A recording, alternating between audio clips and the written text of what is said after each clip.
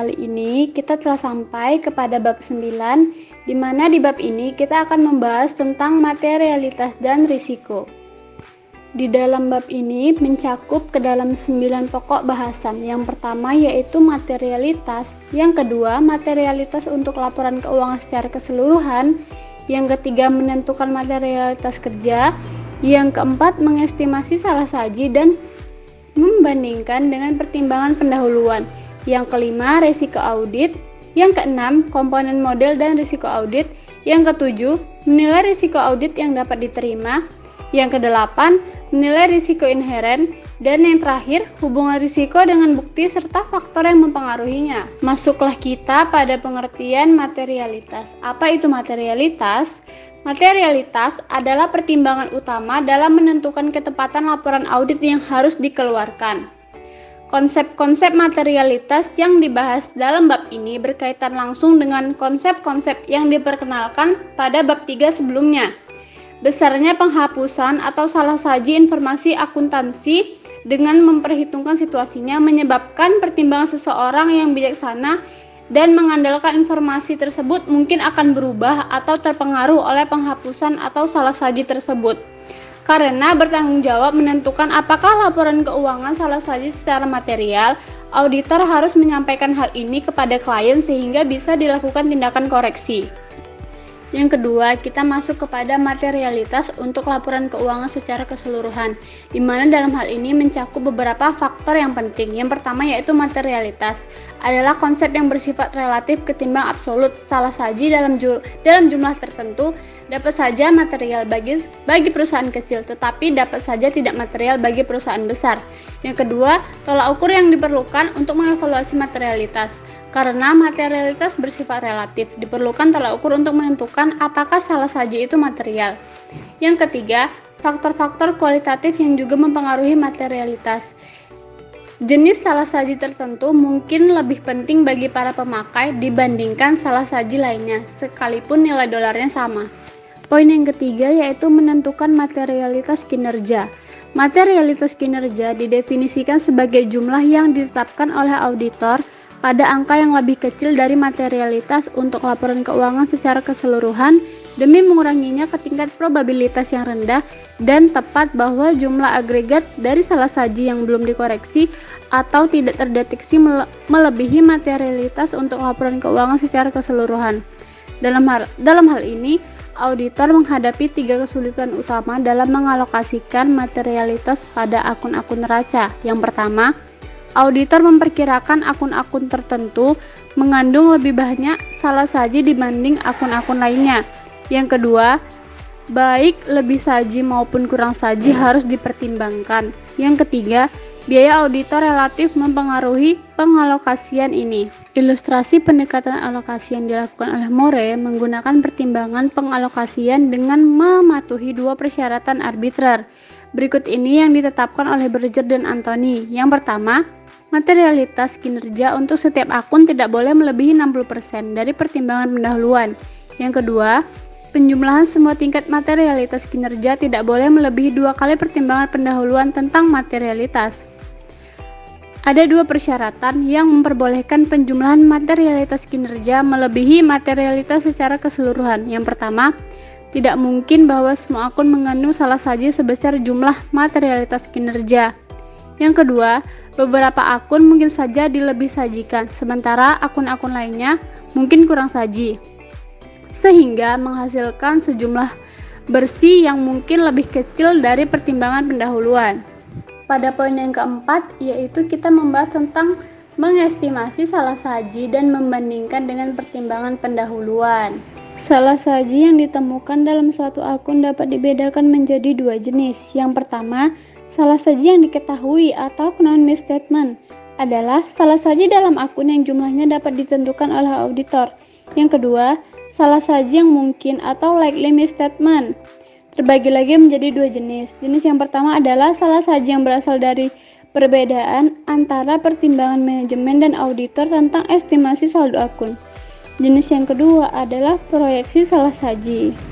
Berikut ini merupakan perhitungan proyeksi langsung estimasi salah saji atau Direct projection estimate of misstatement adalah salah saji bersih dalam sampel per total sampel dikali dengan total nilai populasi yang tercatat.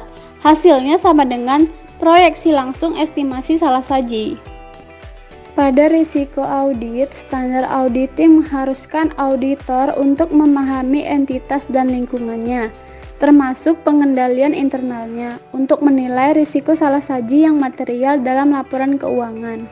Model risiko audit membantu auditor untuk memutuskan beberapa banyak dan jenis bukti apa yang harus dikumpulkan dalam setiap siklusnya.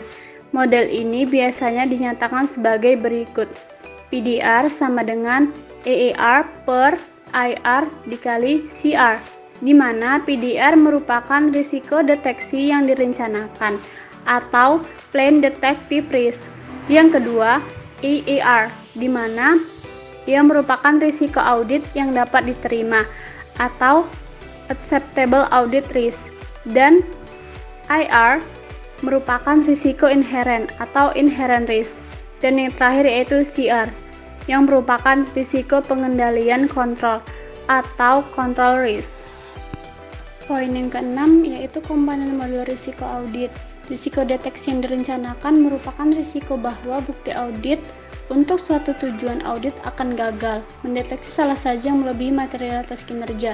Auditor harus sangat berhati-hati ketika mengambil keputusan berdasarkan bukti yang dikumpulkan bahwa penilaian awal atas risiko pengendalian atau risiko inheren ditetapkan terlalu rendah atau risiko audit yang dapat diterima ditetapkan terlalu tinggi. Menilai risiko audit yang dapat diterima. Risiko audit yang dapat diterima atau engagement risk adalah risiko di mana auditor atau KAP akan mendapatkan masalah setelah audit diselesaikan, meskipun laporan audit sudah benar. Berikut adalah indikator yang baik untuk menilai tingkat ketergantungan para pengguna. Yang pertama yaitu ukuran klien. Secara umum, semakin besar operasi klien, maka semakin luas pemakai laporan keuangannya. Yang kedua, distribusi kepemilikan. Laporan keuangan perusahaan terbuka umumnya diandalkan oleh lebih banyak pemakai ketimbang laporan keuangan perusahaan yang tertutup. Yang ketiga, sifat dan jumlah kewajiban. Apabila dalam laporan keuangan terdapat kewajiban yang berjumlah besar, maka laporan keuangan tersebut kemungkinan besar akan digunakan secara luas oleh kreditor aktual maupun calon kreditor. Kemungkinan bahwa klien akan mengalami kesulitan keuangan setelah laporan audit dikeluarkan. Memang sulit bagi auditor untuk memprediksi kegagalan keuangan sebelum hal itu terjadi. Tetapi ada beberapa faktor yang merupakan indikator yang baik bahwa probabilitasnya meningkat. Yang pertama yaitu posisi likuiditas. Jika klien terus mengalami kekurangan kas serta modal kerja, hal ini mengindikasi ada masalah dalam membayar tagihan di masa depan. Yang kedua yaitu laba atau rugi. Tahun-tahun sebelumnya, jika suatu perusahaan mengalami penurunan laba atau kenaikan kerugian yang pesat selama beberapa tahun, auditor harus mengetahui masalah solvensi yang mungkin dihadapi klien di masa depan. Yang ketiga, metode pembiayaan pertumbuhan. Jika klien demikian mengandalkan utang sebagai alat pembiayaan, maka semakin besar risiko kesulitan keuangan jika keberhasilan operasi klien menurun. Yang keempat yaitu sifat operasi klien. Jika bisnis tertentu memiliki risiko inheren yang lebih besar dari yang lainnya, sebagai contoh, jika semua kondisi lainnya sama, perusahaan teknologi canggih yang hanya mengandalkan satu produk lebih besar kemungkinannya akan failit ketimbang produsen makanan yang terdiversifikasi. Yang terakhir yaitu kompetensi manajemen. Manajemen yang berkompeten akan selalu waspada terhadap potensi kesulitan keuangan dan akan memodifikasi metode operasinya untuk meminimalkan dampak masalah jangka panjangnya. Evaluasi auditor terhadap integritas manajemen.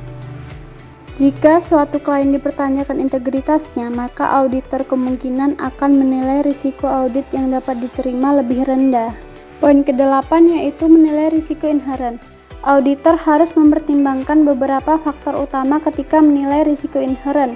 Di antaranya yang pertama yaitu sifat bisnis klien. Risiko inherent untuk akun-akun tertentu dipengaruhi oleh sifat bisnis klien. Yang kedua, hasil audit sebelumnya. Salah saja yang ditemukan dalam audit tahun sebelumnya dapat saja terjadi lagi dalam audit tahun berjalan karena banyak jenis salah saji yang bersifat sistemis dan organisasi seringkali lamban dalam mengadakan perubahan untuk menghilangkan salah saji tersebut. Yang ketiga, penugasan awal versus penugasan berulang.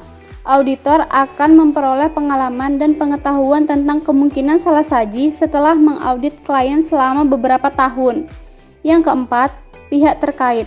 Transaksi antara perusahaan induk dan perusahaan anak serta antara manajemen dan entitas perusahaan adalah contoh transaksi dengan pihak terkait sebagaimana didefinisikan oleh standar akuntansi. Poin yang kelima yaitu transaksi non-rutin atau kompleks. Transaksi-transaksi yang tidak biasa bagi klien atau melibatkan kontrak yang panjang dan kompleks. Lebih besar kemungkinannya dicatat secara salah ketimbang transaksi rutin karena klien seringkali belum berpengalaman mencatat transaksi non-rutin itu. Berikutnya, pertimbangan yang diperlukan untuk mencatat saldo akun dan transaksi dengan tepat. Banyak saldo akun seperti investasi tertentu yang dicatat pada nilai wajar, penyisihan untuk piutang tak tertagih, persediaan yang usang, kewajiban membayar garansi, penggantian aset besar-besaran versus penggantian parsial, serta cadangan kerugian pinjaman bank, memerlukan estimasi dan banyak mempertimbangkan manajemen. Poin yang ketujuh yaitu unsur-unsur populasi. Setiap item-item yang membentuk total populasi seringkali juga mempengaruhi ekspektasi auditor mengenai salah saji yang material. Dan yang terakhir yaitu faktor-faktor yang berkaitan dengan pelaporan keuangan yang curang dan misapropriasi aset. Dalam bab 6 kita membahas tanggung jawab auditor untuk menilai risiko pelaporan keuangan yang curang serta misapropriasi aset. Menurut konsep maupun dalam praktik memang sulit memisahkan faktor-faktor risiko kecurangan menjadi risiko audit yang dapat diterima, risiko inherent atau risiko pengendalian.